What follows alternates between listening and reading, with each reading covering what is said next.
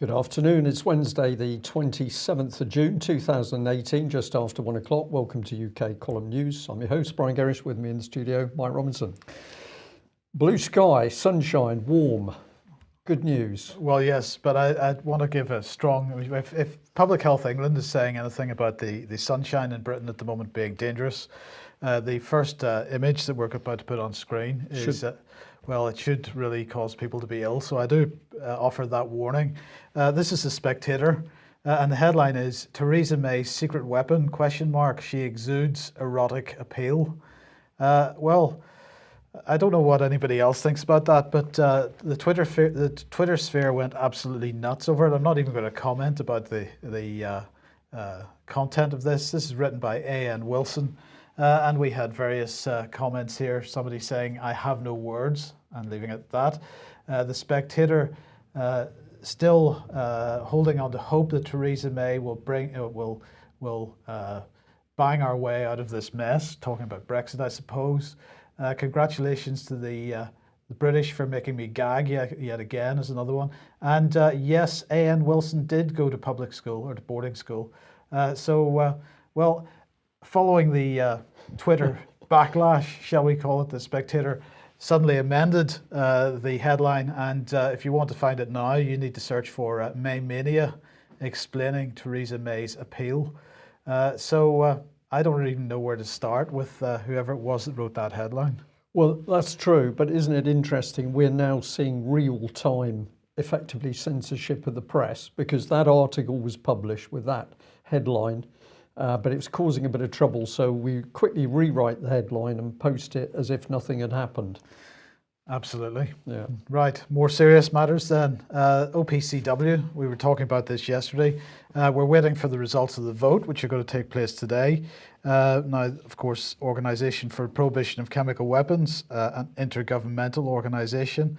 It's the implementing body for the Chemical Weapons Convention, which came into force in April 1997. Has 193 member states and is based in The Hague. And so they were having this special meeting yesterday, called by Boris Johnson. There he is. Having a scratch. Absolutely delightful. The reason for this special meeting, of course, as we mentioned yesterday, was all about attributing responsibility. So he was really bringing forward a number of items. First of all, a condemnation of all chemical weapons attacks wherever they may occur. Confirming a strong backing for the OPCW's vital work, supporting arrangements to attribute responsibility for chemical weapons attacks in Syria, filling the gap left after the ending of the joint investigative mechanism, and calls for greater action to help states address the threat of chemical terrorism. So that was what he was calling for. And he was also asking for the Director General of the OPCW to develop other proposals before the annual conference in November, including how to improve the capacity of the Technical Secretariat and states to implement the convention. Now, they're asking for some pretty significant changes here. The Russians have a different view because they believe that any changes such as Britain is proposing would require changes to the actual Chemical Weapons Convention itself. So those would be treaty changes and they can't be agreed in this meeting. But during his speech, the Russian representative said the UK is trying to turn the OPCW from a body focused on providing technical assistance to member states in executing the requirements of the Chemical Weapons Convention into a quasi-prosecutorial, policing and forensic medical structure. I would go further than that because the implication of what he said is that there would be some kind of due process, some kind of presumption of innocence and some kind of evidence provided through investigation that blame could be attributed for any particular event. This is not what Boris Johnson is aiming for today. Unfortunately, the vote hasn't taken place, or at least I hadn't seen any results for that prior to us coming on air. So we have to wait until this afternoon. Yes. In the meantime, as we mentioned on Monday's program, John Bolton is in Moscow to meet Sergey Lavrov today. This is apparently a precursor to a summit between Donald Trump and Vladimir Putin.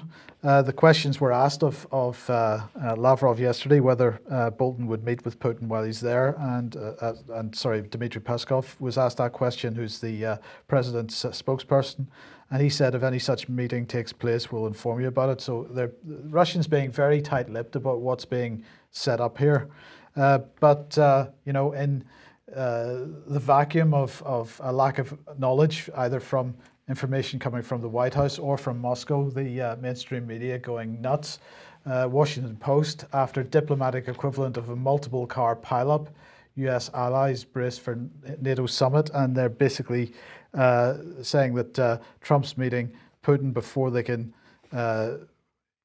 he's arranging this meeting with Putin before they can give him a very hard time at the NATO summit. So the Washington Post expecting all the other NATO member states to be putting pressure on Trump to drop this whole idea because it's not wanted. The Financial Times saying Trump-Putin summit looms, but expectations low, and downplaying it as much as possible. The Telegraph really concerned that perhaps Trump, maybe it isn't going to take place, this meeting in Austria after all. Maybe he might even go to the World Cup. So they're pretty concerned about that. And then Helsinki is now a possible destination for it as well. So basically the mainstream media just making things up as they go along because they're not getting any information whatsoever from either the Trump camp or the Putin camp. And so again, we just have to wait our turn and see how this all pans out. Yeah, but I can understand, you know, their silence on it because, of course, the more they say, the more the media is simply going to construct a story around it. Well, well, that's true. The schedule on this, the NATO summit is the 11th, I think the 11th and 12th of July. Then Trump is here on the 13th in the UK. Yeah, and then he may go golfing at one of his golf courses. It's golf course in Scotland, but then he's going to the 15th of July is the date that's penciled in for this Putin summit. But yeah, undoubtedly the mainstream media will go more hysterical as we move towards this. Okay, brief reminder: Alternative View 9 DVDs available at this price for just a couple more days on the UK Column website. Get hold of a copy if you possibly can. yeah, excellent. And a reminder that Melanie Shaw is still in prison. We're day 25 now past her release date. We are saying we've no sign of a new trial. I have noted that there's been some comment in our chat box this afternoon, and somebody has said they think there's a trial in Leeds. So we'll say very nicely to our audience today, if you hold information about the trial for Melanie Shaw, perhaps you'd be kind enough to pass that on to us, either with a telephone call or an email, because at the moment we do not hold any evidence on that at all. And obviously it's very important. Now, we're delighted to say that the Melanie Shaw postcards have been going extremely well. We've had a lot of orders in. People seem to like this as a way of helping raise attention for Melanie Shaw's plight.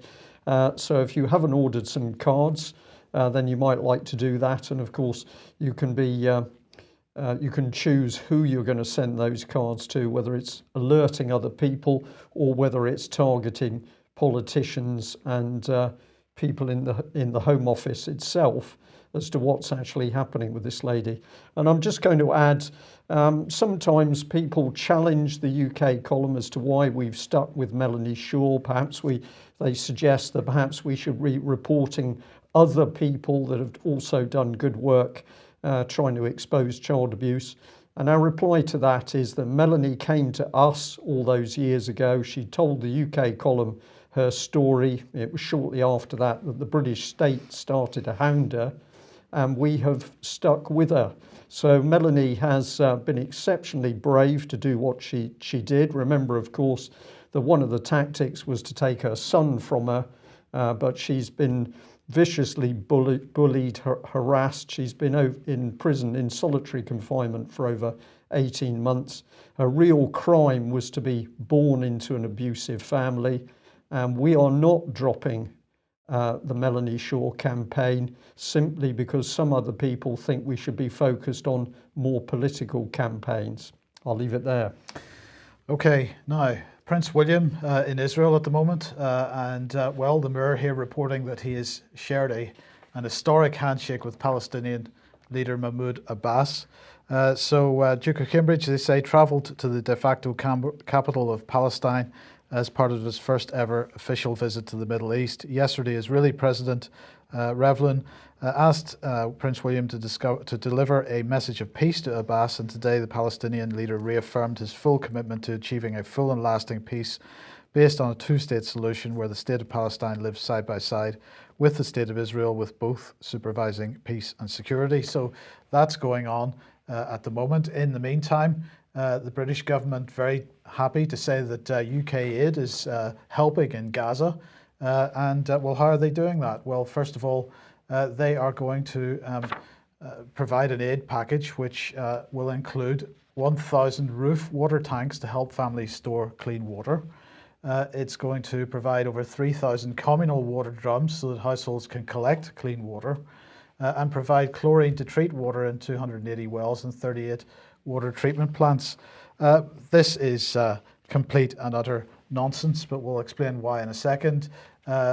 Alistair Burt, the International Development Minister, said that with only 4% of the water in Gaza fit for human consumption, people are left with no choice but to drink dirty water and risk falling victim to deadly waterborne diseases. Today's UK aid package will help provide the 2 million Palestinians in Gaza with access to safe, clean water and sanitation so they can feed and wash themselves and their children without fear of falling seriously ill. Well, I had to ask Vanessa Beeley about this because she spent some time in Gaza, and her response really was it's complete and utter nonsense. They have no water because the water supply is controlled by Israel, who've largely cut it off. They bombed the desalination plants in 2014. Seawater is polluted with hundreds of thousands of litres of Israeli sewage per day. Unless, well, her comment was, unless UK aid is planning to go there and empty mineral water into the tanks on the roofs, this is nonsense, because of course it doesn't rain. The other thing that came into my mind, Mike, I get an uneasy sense that they're providing chlorine. So we've had the issue that chlorine gas has been used supposedly by the Assad regime. We, of course, challenge that completely. But here is the British government providing chlorine into troubled area. I wonder how precise the checks are on what's happening to that chlorine. It's a good question. Yeah. Right. Well, thank you. Big thank you to eagle-eyed viewer of the UK column who sent us this email. Came in, I think it was last night. Brian, this is so subtle by the BBC. Article presents government policy that very few people will be happy with. Article is about massive change in the huge system, in a huge system that affects us all.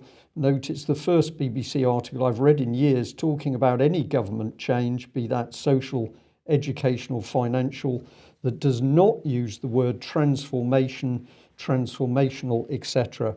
They, on this one, due to the unpopular nature of the policy, do not psychologically want it associating with the language of transformation. Now that might seem a little bit of a mouthful to a few people, but I think what this person is saying, and I think they're spot on, is that all of a sudden we've got the BBC reverting to clean language. They haven't got government newspeak in it.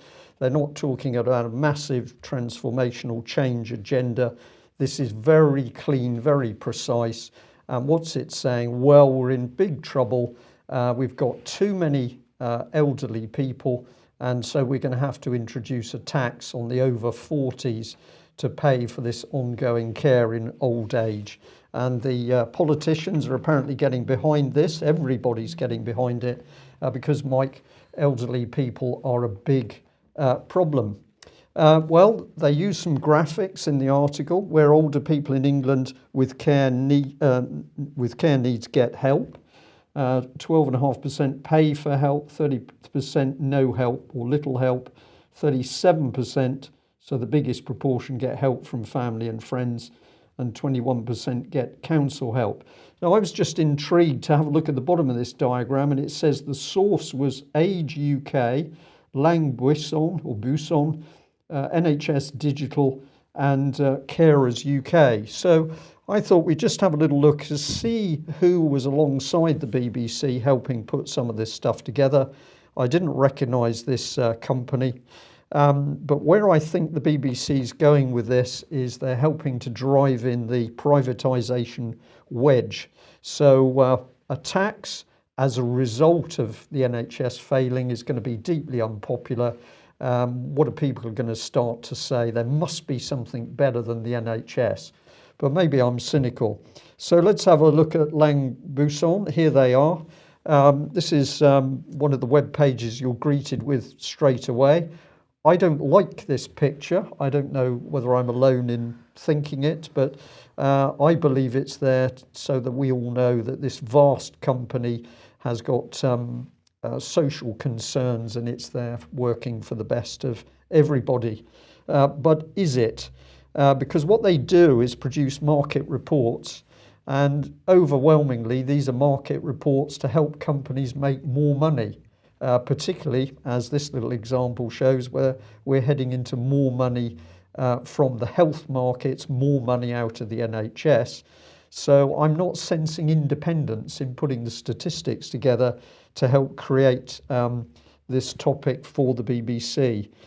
This is another one, healthcare intelligence, and they're boasting that they're actually providing the Office for National Statistics with data.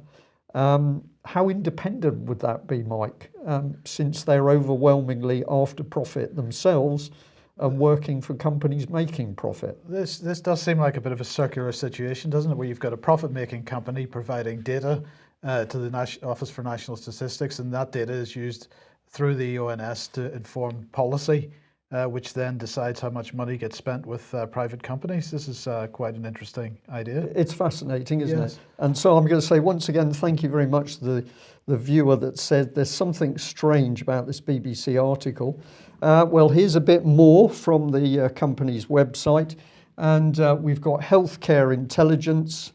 And what's it got to say for itself? It says, we've been serving clients for over 30 years with market, policy and strategy insights, data and analysis across healthcare and social care. We are the chosen provider of independent sector healthcare market data to the UK Government's Office for National Statistics and work globally with providers, commissioners, payers, manufacturers, investors, regulators and advisor. We help our clients to understand their markets, make informed decisions and deliver better outcomes through market intelligence, consulting and data solutions. So all of this, Mike, all of it is actually about making money, but these are exactly the same people that are providing the data into the government, which is clearly privatising the NHS. Yes.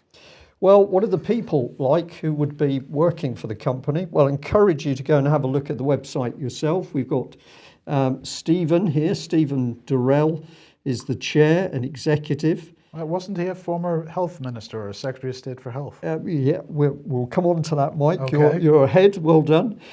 He's chair of the NHS Confederation. So there's a little bit of a circular thing going on there. Well, go on, let's bring that in.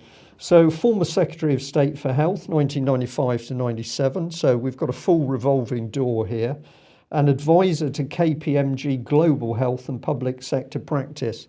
So this man is absolutely in with the big boys who will all benefit from getting a bigger slice of the NHS. And of course, he was a Tory Secretary of State for Health, and we have a Tory government at the moment. So he's possibly got some of his ex-colleagues who would have been junior colleagues at the time in the current government. Yeah, yes, quite possibly. We've got Henry Elphick, who's the Chief Executive Officer. In addition, he's non-executive chairman of the Elizabeth Finn Homes, an advisor to the International Longevity Centre, a trustee of Turn to Us, a national charity fighting poverty. So really he's interested in fighting poverty. He's a fascinating man because he's a former Rothschild UBS banker and also head of European healthcare investment banking. These to me would all be people that are seeking to make money out of people who are ill in hospital. Yes. But maybe I've got that wrong. Then we move on to William Lang, the data director. So he does a lot of talking and collecting of data. What do we know about him? Well, he was formerly British pharmaceutical industry, an office of health economics. So he's got a foot in the door, albeit historically, with Big Pharma. And the lady on the end, Charlotte, non-executive director, she's head of executive share plans at Relax Group, the FTSE 100 global information analytics business that helps institutions and professionals make more money. So I don't particularly get a warm feeling, and I'm fascinating to see that the BBC is happy to use these people.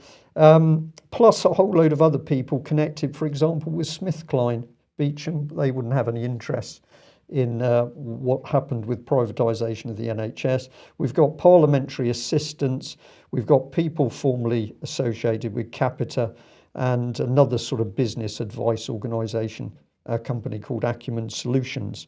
So I don't get a warm feeling going down that route. Let's bring in Age UK, because they're another one of the names on the bottom of those statistics. So there we are. Get out there running and collect the money for Age UK, because Age UK is going to help everybody. Let's see how they're going to do that, because they are the ones setting policy. They're campaigning, they're helping to drive policy and research, programs and innovation, politics and government. The charities are not supposed to be involved in politics, except Common Purpose, of course. But here we've got another one that's quite happy to say that's exactly what it's interested in, conferences and events. So I thought it would be reasonable to do the same thing. Let's have a look at the people. So we've got Sir Brian Pomeroy, Chairman, Trustee of Age UK, also Chair of its Strategic Finance Committee.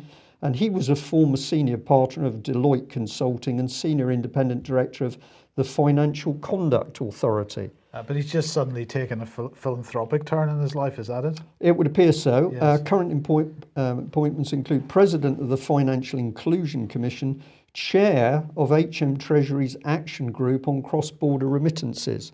So it's just a fantastic portfolio of interest there, but of course all independent. Past appointments include Chair of the European Public Health Foundation, but all independent. We move on to this lady. We've got Anna Bradley. What has she been doing? Well, she started life working at Which, National Consumer Council. So she's a bit more general. We'll say that probably the good lady there. We've got Mike Dixon here, Trustee of Age UK and a member of its Strategic Finance Committee. He's also a trustee, this caught my eye, of Future Care Capital. And I thought, I'm not sure what that is, so we'll come on to that in a second. But he trained as a chartered accountant with Price Waterhouse, HSBC Insurance Brokers. So again, we're very quickly back into the big money men insurance.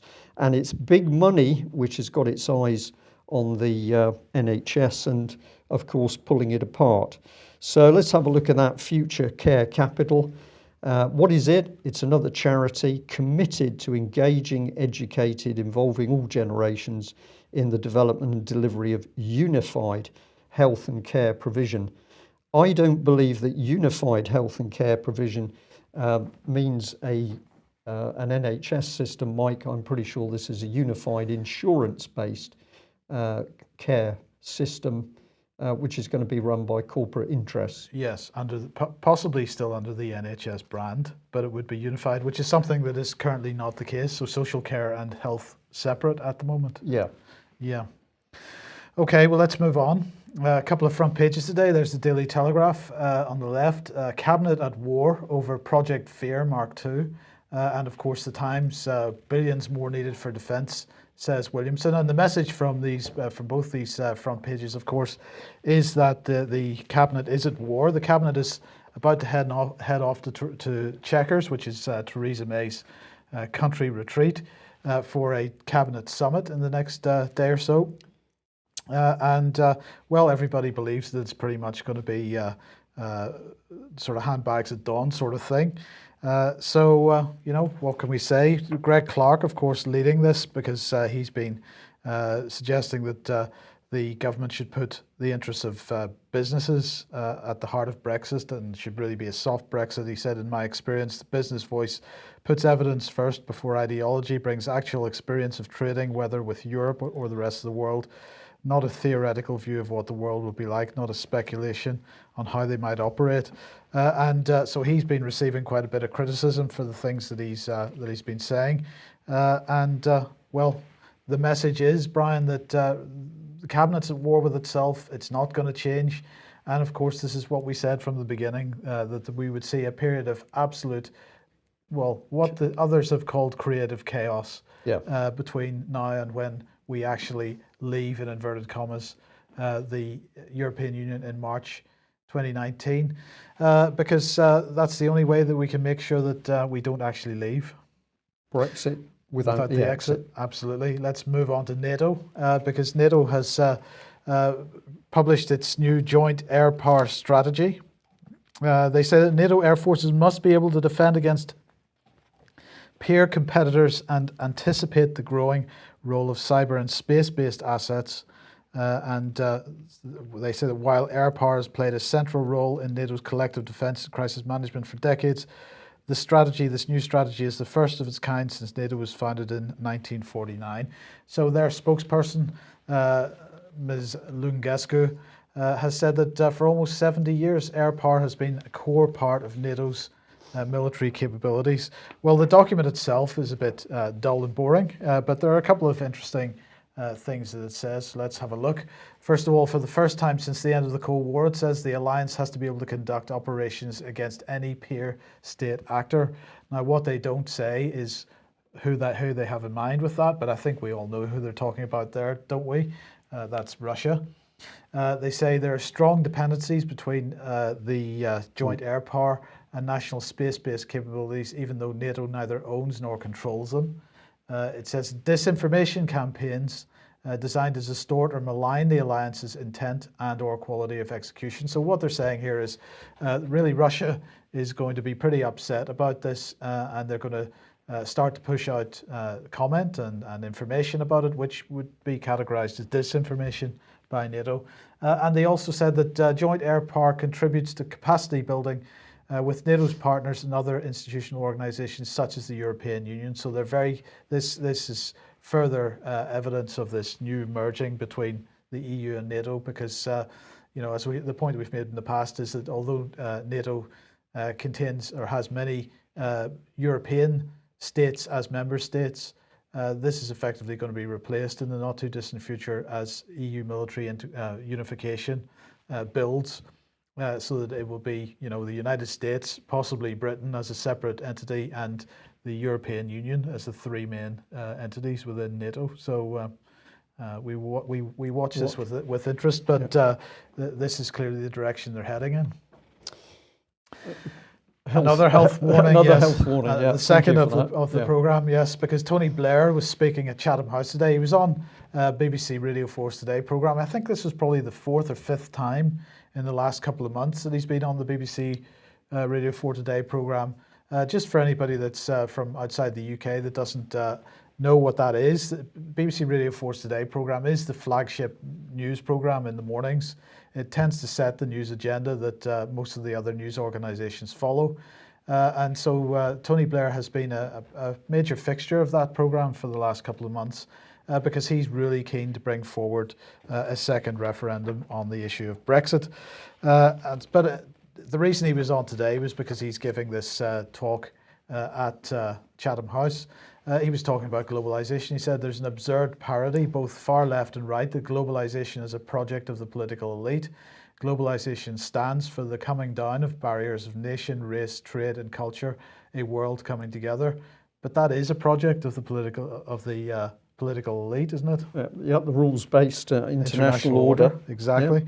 Yeah. Well, he went on to talk about Brexit and so on. He is really determined that there will be a second referendum on this, or at the very least,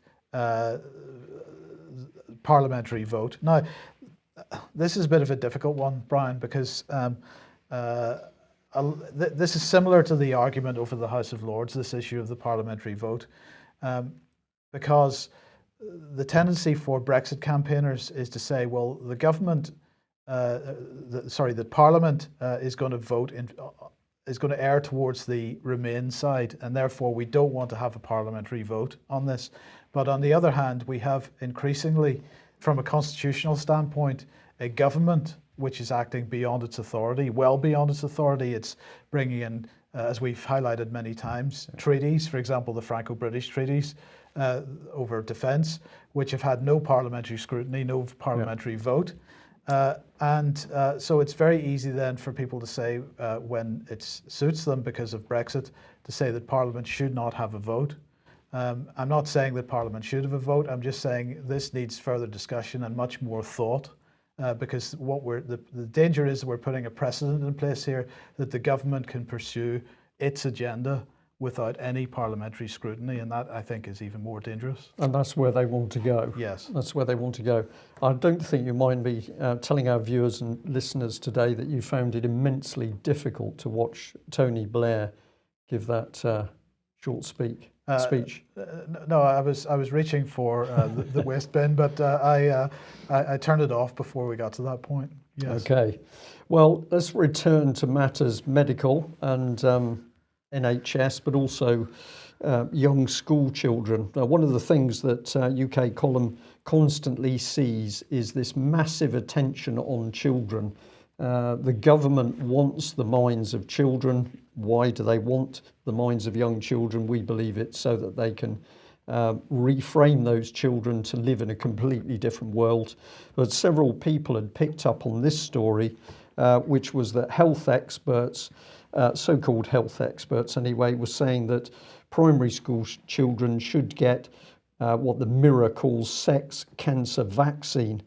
And the article here, or the headline, sub-headline says the British Medical Association believes that the HPV, human papillomavirus vaccine, should be given to youngsters under 9 in an effort to catch them before they have sex. I thought that was an extremely interesting headline. So the underlying message is that really children as young as 9 are starting to be interested in having sex. If child slightly older, they're having sex. We're constantly seeing this drive to sexualize ever younger children. I think the Mirror is drifting that idea in. But basically, here we are with more or less compulsory vaccines for young children. So where does the information come from and who's speaking? Well, let's have a look at this lady. This is Dr. Lucy Jane Davis. Now, she was quoted in the Mirror's reporting on that, but as we'll see, she was quoted from other newspapers. She's not as glamorous as this photograph would have us believe, but this is one of the ones that she likes to choose of herself, apparently. She says this is about protecting men and women from a particularly nasty cancer that can kill them. There's really good evidence that the vaccine works better if you catch people before they're 16. But what we really need to do is catch them before they have any kind of sexual contact. If we can do that in primary school, then we would have universal coverage.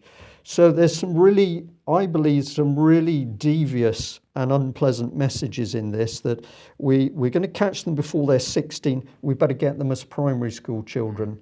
So messages, very, very young children are going to be having sex, or they're going to have some form of sexual contact. That would be unlawful, but that's all pushed under the carpet because we're talking about vaccines.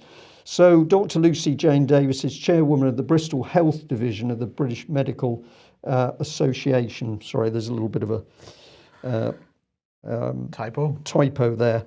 This is what was reported in the Telegraph. The benefits of vaccinating boys were largely to protect those who went on to have sex with men.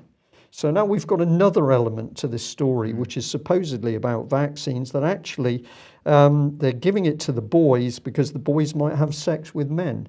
Interesting. But it's simpler to vaccinate all boys and girls at a young age than to ask teenage boys about their sexuality. I would consider getting my 2 sons, aged 8 and 2, vaccinated. My personal preference is to make them safe. But they're not at risk. Well, maybe they are, Mike. I really don't know what's in the minds of these people, but the more I went into this article, the more I decided that this is not nice stuff. So if you're going to have a look at her Twitter page, which is pretty interesting in its general style and format, one of the things you find quickly is that she's retweeting an ad for Gardasil. So this clearly is a huge operation to help the sales of Gardasil profits as quickly as possible.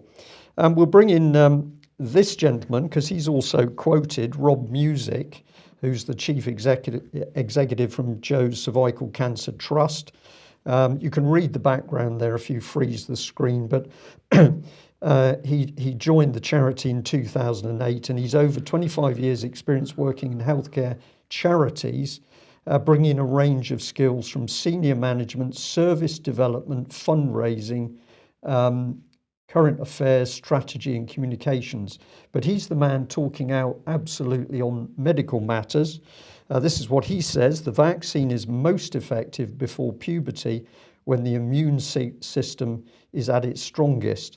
I find that fascinating, Mike, because I'd like to know where he got the evidence for that. We'll come on to that. He's also quoted in the Telegraph, and he has this to say, just catch up with myself here. HPV does not discriminate between genders, therefore the HPV vaccination programme should not either. We hope to see a positive announcement regarding the gender-neutral vaccination soon, as this will address the current inequalities that exist, ultimately saving lives. The vaccine is currently offered to girls in school at around age 11 to 12. It's most effective before puberty when the immune system is at its strongest and works best before first contact with HPV. This is a pretty powerful statement from a man who, by that CV, does not appear to be a medical expert. We called this charity this morning and we said, what is the source documentation that you're relying on to make these claims? The young lady who answered the phone, very polite, but of course she had no idea what the source documentation was. She simply kept telling me that the vaccine was safe and it was policy of the charity. I did find some information on their website and I encourage people to go have a look at it. This is, what have we got here? This is where have we come in cervical cancer prevention? The NHS cervical screening programme was introduced in 1988 and its first 20 years contributed to cancer incidence falling by a third. Screening provides the best protection against developing cancer, preventing an estimate 75% of diagnoses. A more recent development in cervical cancer prevention is the vaccination programme, HPV. Almost all cervical cancers are caused by HPV, and the vaccination, which has been offered to girls aged 11 to 17 since 2008, protects against 70%. While the programme is still in its infancy, recent data from Scotland has already shown a 90% reduction in prevalence of high-risk cervical cancer causing HPV in vaccinated women.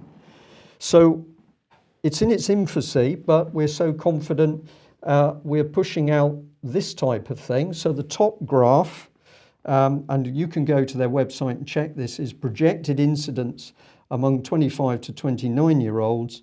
And we've got a huge drop in numbers towards their utopia, Gardasil utopia, I've called it, in 2036 to 2040.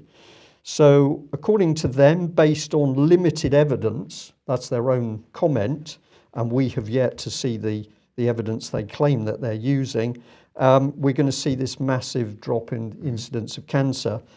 In the bottom, we are going to see a rise in the number of women dying of cancer. That's a bit unfortunate, but that's because they haven't got the vaccinations in quick enough.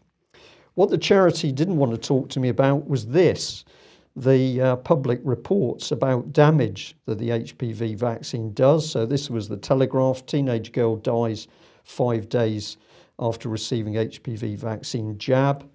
And I've got another one here. This is the Independent. Thousands of teenage girls report feeling seriously ill after routine school cancer vaccination. So this one was a pretty crunchy report by the Independent, and I was fascinated to see that they'd had to put up a caveat.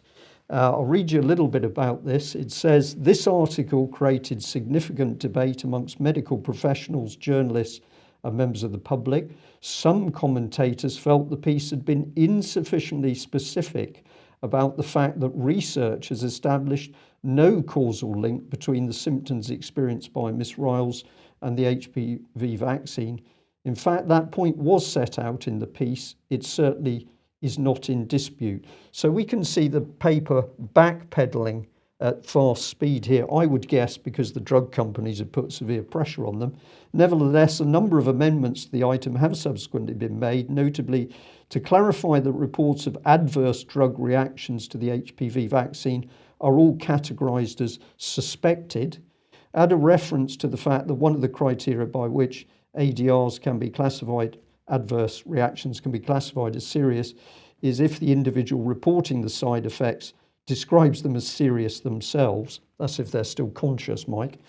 And make clear that while thousands of girls have reported feeling unwell after receiving the vaccine, that cannot be extrapolated as meaning that thousands of girls have suffered debilitating illness after being vaccinated. I think I can see where this is coming, that when people say they've suffered adverse side effects and don't feel well, the drug companies say, oh, you don't really mean you don't feel well, you don't quite feel healthy, or something along those lines. So I thought we'd bring in this. Let's have a look at Gardasil itself. This is one of the reports about this. Interesting to see the use of a young boy as the image here, because we now know really they only need this vaccine if they're going to have sex with men. Interesting concept. But here's some of the side effects, which of course the charity and the other people reporting don't want to talk about. Pain, swelling, redness, itching, bruising, bleeding, a large lump, headache, fever, nausea, dizziness. And we appear to have a young girl who may have died as a result. But not to worry, we don't want to talk about these. And then, of course, what this paper says is be aware that this vaccine does not prevent cancer in all its forms. So it then starts backtracking from efficiency. So I found this pretty incredible stuff. We've challenged that charity to come up with the evidence to support the statement made in the national press. And if we're provided with that evidence, of course, we'll be very happy to pass that out to our viewers and listeners. Well, as always, pretty incredible news. We think the NHS is being privatised rapidly. And what have we got? The drug companies feeding in a feeding frenzy around the edge of the NHS as Theresa May pumps in more money, which will go to private profit-making companies. And we're going to tax the elderly to pay for the health care that they don't get. Alice in Wonderland with a vengeance, Mike. Yep. And just in the last couple of moments, I'll show it on the screen today, but we'll have a chat about it tomorrow. This is a sort of advert article from our local Plymouth Herald paper. It says, fake news, helping you sort facts from fiction, ways to check the truth of information, and things go viral and it's easy to believe a story if it's everywhere. Isn't that what the BBC does, Mike? Yes. Yeah. We'll leave it there. Thanks very much for joining us. We'll be back at the same time tomorrow. Bye-bye. Bye-bye.